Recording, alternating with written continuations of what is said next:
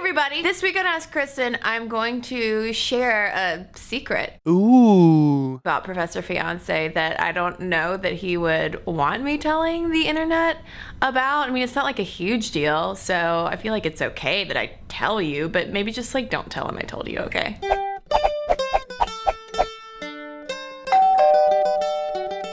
So this week's Ask Kristen question is about doctors being just bad doctors. I have been really fortunate, I feel like, with my medical care in life thus far. I only had one hilariously horrible gynecologist. But about Professor Fiance's secret-ish thing, he doesn't trust doctors. He tends to think that a lot of doctors are just a copay hungry racket. But on to the Ask Kristen question. It comes from Maka, who in the YouTube comment on last week's Ask Kristen video linked to an article in the Atlantic magazine titled "How Doctors Take Women's Pain Less Seriously." And Maka requested, please talk about this! Quickly, I want to note that when it comes to this unhealthy relationship between patients and doctors, it's not just a woman thing. Studies show patterns of medical neglect or mistreatment correlated not only with patient gender,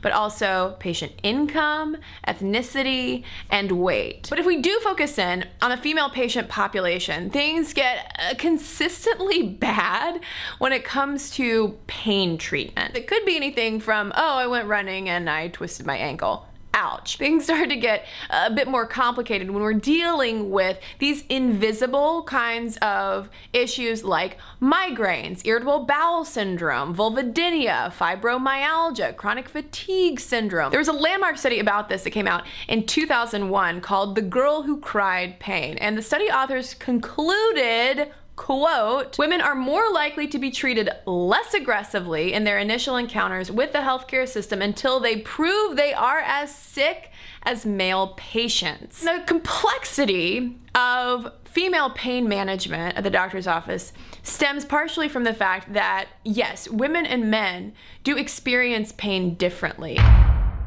Studies have found that across our lifetimes, women tend to report more pain. I mean, hello, insert period cramps joke here, people. But I wrote an entire article about this, do men and women experience pain differently, over at howstuffworks.com, and I researched and explored how male and female brains process pain through different neural networks. Women's pupils even dilate faster in response to painful stimuli compared to men's pupils, which is notable because our pupil dilation is controlled by our autonomic nervous system, which means that pain response is not necessarily under our conscious control. So, women simply live more painful existences. And could you say that this is proof that women are the weaker sex?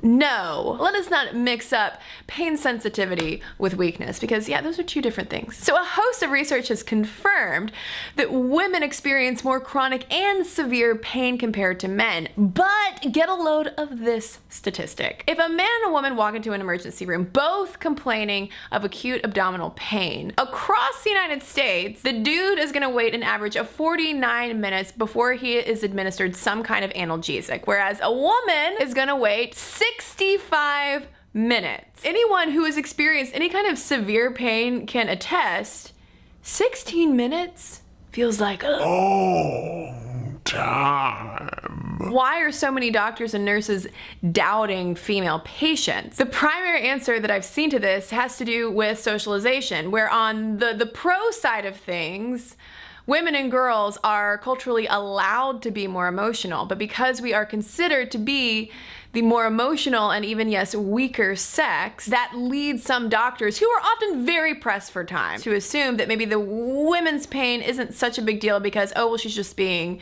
emotive. As not a doctor, I don't really have a solution that I can immediately implement within the medical community at large, but I think this is an opportunity to encourage all of us to take women and girls more seriously and disentangle this general myth that emotion and logic cannot coexist. Sometimes crying is okay, sometimes yelling is okay, sometimes saying things in a very dramatic way is okay. Now I really want to hear from all of you. Have you ever experienced or know someone who has experienced the doubting doctor? Clearly this is a conversation that we need to be having because a lot of people are suffering and in pain and not getting the treatment that they need and really deserve because we, all of us, don't believe them. And I'm not talking like hypochondria situation here. That's another video for another time. Let me know in the comments below. Thanks everybody who watched and commented on last week's Ask Kristen video.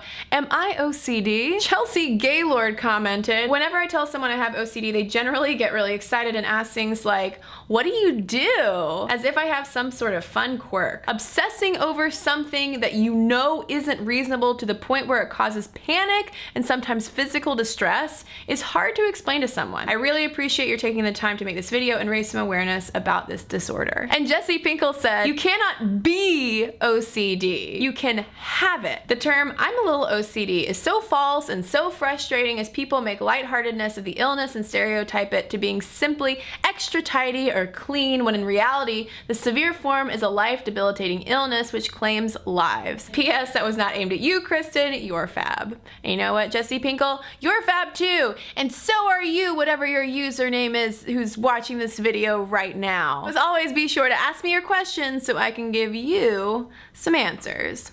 And I'll believe you. Unless you're obviously a troll and trying to bait me. You know who you are.